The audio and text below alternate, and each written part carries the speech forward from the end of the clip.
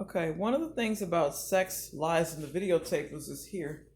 Um, it rested on the premise that everything you ever needed to know, to feel, to imagine, to experience, to verify about the sexual experience had already been done.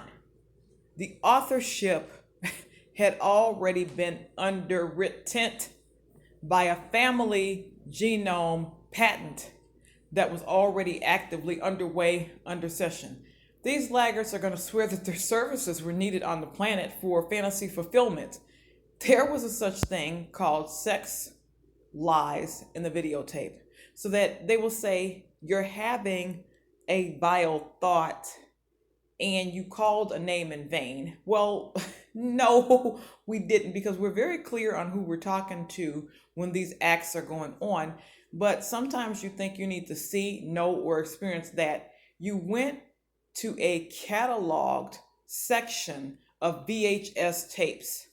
The names would be Jamie's Stream number one, Jamie's Stream number two, so on, so on, so on, and so on, and so on. At some point, you don't know if what you're hearing out of your brain needs to physically happen between two people. It must occur between two physical, able bodied people in order for that actualized experience to materialize in your brain and your body parts to become open and moistened for them to believe that desire is actually underway.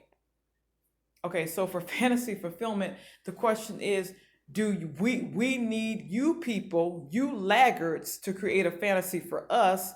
We need you to go out and do the action to authenticate the experience that our body is going to cream for, or cringe for, or fiend for. You're a goddamn liar. They were laggards that showed up talking shit. We used to have a whole collection called Sex Lies in the Videotape. Women were coded by name, by action, by event, by functionality. This one does this sexual act, that sexual act, that sexual act. That was really one of the main premises behind Sex Lies in the Videotape. It had already been done. We didn't need their services.